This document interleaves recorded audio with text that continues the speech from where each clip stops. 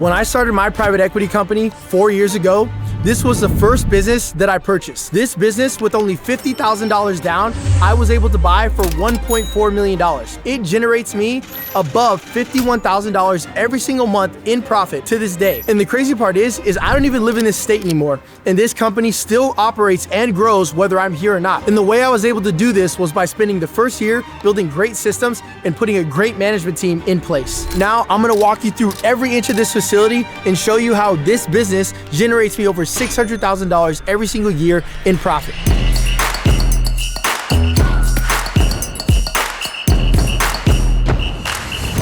Come on in. So I know I've given you guys a tour of the shop before, but a lot of you guys have been asking for an updated version, see what's changed, and re-go over the numbers. So if you guys come over here, you're gonna see my waiting room. As you can see, we've increased a few of the books. This is the area where people sit down and they wait for their cars to get finished. We still got the golf set ready to go for customers when they're hanging out waiting for their car. And of course, Top Shop in Simi Valley, I got all the best reviews. And one of the biggest things is that if you're an actual brick and mortar business, there's tons of regulation. So one day the State Department came in and they told me that they were looking for my registration card. Of course, it was sitting right here on these shelves, but they didn't see it when they came in. And so they said they were gonna find me. So I went out and I got this big ass plaque, which shows that I'm accordance to the law and I'm following all the rules and regulations. And so now the State Department won't bug me anymore. So mandatory when you're doing business in California. Now, if you walk with me, you'll see this is pretty much the setup where I keep all of the items that we sell for the business. These are things that we actually give out to our customers for free if they ask us about it. And the reason why is because the art of reciprocity. I talked about this before. Essentially, if you give something to your customer for free, they'll feel indebted to do something good for you. Maybe that's leave a good review or recommend your service to a friend. I also have this plaque from the Institute of Automotive Business Excellence. Of course, Raven Harris, I am the real business owner. This is legit. And if you come down here, the coffee table, which is super mandatory. In small business, you want to be as accommodating to the customer as possible. Just little things like this are the difference between, am I going to take my car down the street or am I going to go across town? And maybe they choose to take it to your small business across town because your customer service is so much more inviting to the customer. So over here is the service advisor's desk. As you guys may remember from my last video, Trevor, he's not here. It's his day off on the weekend. And big news, he did get promoted from 2 daps a day to 3. Roll clip. What's going on, Trev? All my employees get 2 daps per day, mandatory. And now we're gonna go around back and I'm gonna show you guys the main shop. So this is where all the bays are, 5 bays. This is where the money is made. Each of these bays does about 3 or 4 cars a day, with my average repair order being around $1,400 a day. So you do the math, you're looking at $4,000 in revenue per bay per day. So we keep these mats on the floor to make sure that if there's any oil spills, they're easy to clean up. I'm thinking about getting the whole thing done with a new premium shop floor. So then that way, when we start having more expensive cars in here, like Porsche, things like that, you can actually come in here and get a photo done of your car as well. And we're gonna start putting those pictures up on the wall over here. And so even with a small business like this, that you drive by hundreds of times a day and you never even notice, it could do millions of dollars in revenue every single year. And by the way, I'm not sure if I talked about the van in the last video, but this thing is an absolute game changer if you're doing auto repair and customer service. By being able to pick up and drop off your customers, what ends up happening is you can make sure that none of your customers are sitting inside the office waiting for their car. That means you have more time to work on their car, which means you can get a better inspection and therefore present more work to the customer, which then increases your sales. Another thing I wanted to mention that we just picked up are these new wheelie tools. Essentially, you slide these under the wheel of a car that is incapacitated, cannot move at all. You slide these under the wheel and you're able to actually push the car to different locations. I picked this up so then that way we didn't have to work on any vehicles that needed a tow. We didn't have to call a tow truck to move things out. What we could actually do is put cars onto these lifts and wheel a car all the way around to the front parking lot if need be. A great investment. And then lastly, this was in the last video, but I didn't talk about it too much. Basically, all the used oil from every vehicle that we work on, whenever we do an oil change, has to be collected somewhere. And what I used to do was fill up these 50-gallon drums, but I was wasting so much money on these 50-gallon drums because the capacity was so small. I was having to call in a truck to come in and remove the oil every week or 2. Now that I have this giant tank for holding oil, I only need to call in a truck at least once a month, which means I'm saving tons of money on oil pickup and delivery. Lastly, you can see we're working on classic cars again. We actually stopped working on classic cars for a while because parts were getting so hard to find. But what we started doing, because we really want to help customers out, is we tell them, if you can find the part, we'll do the labor, we'll do the work, we'll fix their problems. Now customers are bringing in their own parts that they're finding from eBay and things like that. And then we're making sure that we get the car back on the road. And what's probably the biggest change in the whole business is no change at all. And that's because when you're buying the local service-based businesses, once you set them up right the first time, you don't have to go back and keep making changes. If you build systems and you build a business correctly, this thing will cash flow for decades. And honestly, the craziest thing is I haven't been to this location in over a year, and I've been in other countries, in other states, and this business has continued to operate, whether I'm here or not, exactly the way that I left it. And so I've come back to check on my employees, and they're still following my rules and systems as though I was here overlooking their shoulder every single day. That's how you know when you built a great business, when you don't have to be here for the company to grow. And that's the key with business acquisition, is that you can buy a business, grow it, and put a great team in place and use the cash flow from each business to go out and buy the next one. So now I'm gonna take you guys inside, show you what's new and how the numbers have been looking. So let's dive into the numbers. I acquired this business for $1.4 million. You're probably asking, what was the business buying process like? Well, it took me 1 month of looking at deals online and another 6 months of negotiation with the sellers and the bank. The EBITDA, earnings before interest, taxes, depreciation, and amortization, which is a calculation for profit, for this business was $600,000. I look for companies doing at least $350,000 a year in EBITDA, because companies smaller than this size usually are not worth the time you'll need to dedicate to it. Since I bought this business for $1.4 million and the EBITDA was $600,000, essentially, I bought this business for a 2.3x multiple. The key here is to shoot for businesses that are selling for between 2 and 4 times profit, or EBITDA, because with this price, you'll guarantee that a bank can finance it. So now I'm gonna go over with you the 95/5 method. The 95/5 method is a method that I created which allows you to finance a business acquisition for only 5% down. I was able to buy this business at 23 years old with only $50,000 because of the 95/5 method. This method is superior to all the other loan options because you can 20x your buying power, you can get access to larger, which means less risky deals, and you can also increase your buy box because now you can buy smaller and larger businesses. And also, this allows you to decrease your total capital injection and also your downside risk. Anyone eligible for the SBA 7A program can use this 95/5 method, but only a few select banks are willing to finance you at such a low capital requirement. So because the seller agreed to such a substantial note, the bank accepted it as equity in the transaction. The final structure was bank covers 65%, seller finances 30%, and I contribute 5%. My personal cash investment to this deal was $50,000. And another thing to note is that if you have an IRA or equity in a home, you can actually borrow against those finances and use those as a legal form of down payment for the SBA. Now, I want to go over why buying a business is so much more powerful than starting one. When starting a business, you don't have a proven business model. When buying a business, you'll skip 20 years into the future by buying someone else's work. It's like playing a video game and starting from level 20 experience. When starting a business, you have to put in a certain amount of work to reach escape velocity. Usually that's making $10,000 every single month. But when buying a business, you start cash flowing from day one. And the hardest part, if I could be honest with you, being motivated to start a business only lasts a month. But can you keep the same motivation after 6 or even 12 months of turning $0 in profit? With mergers and acquisitions, you come into an already successful business and you take over as CEO. You implement some basic marketing like website, SEO, paid ads, and 5-star reviews, and you start growing the business significantly. It's only from the M&A model that you can skip all the startup steps and you can continue moving forward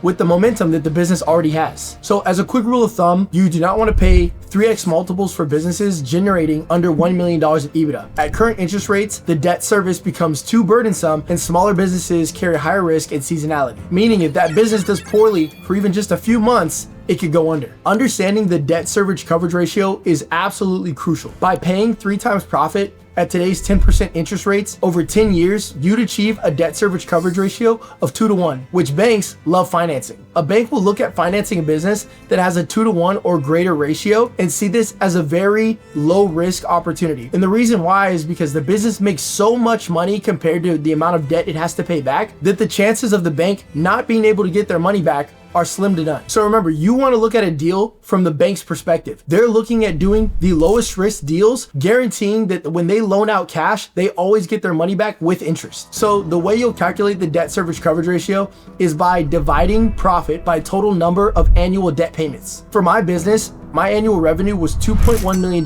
with 30% margins. My monthly payments are $13,800 to the bank and $6,200 to the sellers every single month.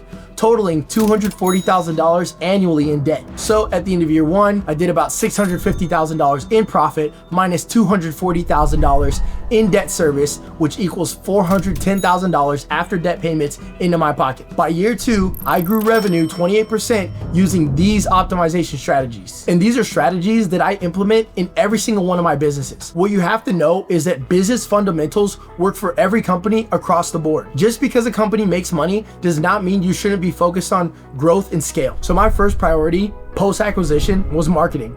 I hired the industry's top auto repair marketing specialist. By working with field experts, you ensure quality results. And this goes for marketing or any aspect of the business. I'm always looking for A players, because in order for you to grow a business, you have to fill your company with A players. And then secondly, my marketer optimized our website. He launched advertising campaigns and then implemented SEO, while I handled in-person marketing, making sure every customer got a 5-star experience, and we would then request them to leave a 5-star review. And for anyone who doesn't know what SEO is, it's search engine optimization. This is one of the most important marketing tactics for local small businesses. When someone goes on Google and they type in XYZ business near me, you want to make sure that you're one of the first businesses that pop up on the top of the search. So a little bit about running ads and marketing. You should allocate always at least 5% of your total revenue towards marketing. And you should always be testing new marketing strategies like posting up flyers or doing community sponsorships. And you need to know that when it comes down to marketing, you need to get the data. People will put out 10 flyers and say, hey, it didn't work. That's not enough data. Next time, try putting out 10,000 flyers and see how many customers you get coming into your shop based off those marketing efforts. And once you have the data, you can see what's working and what isn't and double down on what works. In my shop, I implemented a comprehensive CRM and shop management system to maximize customer reviews and track quality service metrics. And so CRM is the customer relationship manager. And so this software is the ultimate tracker, so you can track optimization and customer experience and turn any business into a money-making machine. And so you're gonna hear me talk a lot about buying businesses and implementing technology, and implementing a CRM is one of the biggest technology hacks that you can do today to make sure that you buy a business that starts to produce income immediately. I also made sure to negotiate extended payment terms with all my suppliers, requesting net 30 or net 60 terms. This gives me an additional 30 to 60 days to pay suppliers, improving my business's cash flow and providing me more financial breathing room. And managing cash flow is the most important rule when running a business. The reason why any small business acquisition has risk is because of poor cash flow management. If you learn how to manage your cash flow correctly, you will stay in business. So for my customers, we're cash on delivery, which means customers pay when picking up the completed work. There's no payment delay. So a lot of people think you can't do better than cash on delivery. But you should always think about, how can I optimize every level of this system? I discovered a strategy to boost cash flow even with cash on delivery, which was for large repair jobs, I request customers pay for their parts upfront. This increases our cash reserves while vehicles await major repairs. So this idea of consistent 1% improvements every single day comes from a business theory called Lean Six Sigma. This is a business practice where you're able to compound 1% marginal improvements every single day, and at the end of the year, you've just compounded 365%. So when you compare your company with local competition, you stand out night and day. To grow any business, you must track performance. One of my early mentors told me, what gets measured gets managed. It's essential to monitor your industry's key performance indicators, or KPIs. Every industry has unique KPIs, so you need to learn yours inside and out. Here are the metrics my assistant compiles every single week. Close ratio. I target just under 50%. Consistently closing above 50% suggests to me that prices are too low. Average repair order. This is the average ticket price. This helps me determine per vehicle value. Higher ARO means higher profitability. An average written estimate. The total work presented to customers. This indicates how thoroughly technicians perform inspections. These three KPIs are also interconnected, like most KPIs. If technicians find $2,200 in needed work and service advisors close at a 50% ratio, our average ticket price becomes $1,100 per vehicle. Understanding this relationship between KPIs helps me make better strategic decisions when running my company. I love service businesses because they're time and labor based. You can track technician productivity and compare output to wages. I also monitor my shop's total utilization rate. With 5 bays operating 8 hours every single day, that's 40 hours of potential productivity. Less than 40 hours indicates underutilized capacity. I prefer a 70 to 90% utilization rate. High productivity without overbooking. This tells me we're efficient while maintaining quality. All of the top CEOs in the world are absolutely obsessed with cutting costs. Whether you're the CEO of Apple, or Louis Vuitton, you're looking to make sure that you're keeping costs as low as possible. When I took over this business, I reviewed every expense line item and renegotiated contracts the previous owner had established. Small savings add up significantly over time. I also switched all the accounts to new bank accounts, preventing old subscriptions or charges from reoccurring on the new business. And don't worry about missing important bills. Truly essential services will contact you, and then you can just add them right back to your bank account. Not only did I do this when I bought the business, but I do this annually to make sure we're keeping costs very low and we don't have any unnecessary expenses. I always emphasize speed and efficiency while adding financing options for my customers. This brings in revenue for customers who otherwise couldn't afford our services. A crucial business principle is identify additional service offerings within your existing operation. I discovered that many of my customers had vehicles that they didn't want to repair. They wanted to just sell the vehicles outright instead. So this became an opportunity to purchase these vehicles, repair them using my existing mechanics, tools, and wholesale parts that I already had access to, and then resell them on the open market. This created an additional revenue stream, generating thousands every single month from the same assets that I already had when acquiring the business. Many business owners I acquire from haven't modernized their operations. Most still use paper and pencil for invoicing and work orders. Implementing proper shop management systems and CRM tools can revolutionize your operations. So specifically for me, I use TechMetric for my shop management, combined with Shop Genie for customer relationship management. Shop Genie recently integrated with TechMetric, creating one of the most powerful automotive marketing platforms available. Shop Genie enables two-way text conversations with customers, plus AI monitoring that tracks service advisor interactions. This AI analyzes conversation and context so I can ensure quality customer service even when I'm not physically present. This was essential for trusting my team and maintaining standards in my absence. And again, studying only the top CEOs, they never let up on hiring. Go above and beyond when it comes down to hiring great talent. My first hire when I bought this company was my assistant. My assistant handles my day-to-day grunt work and also helped me during the transition phase when I first bought the business. That means transitioning all the accounts and passwords from the old owner into my name. This was months of work that would have taken away my focus of learning how to operate the business when I still had the owner around to teach me. My second hire was a bookkeeper, or even better, a fractional CFO. The best CEOs track costs like their life depends on it.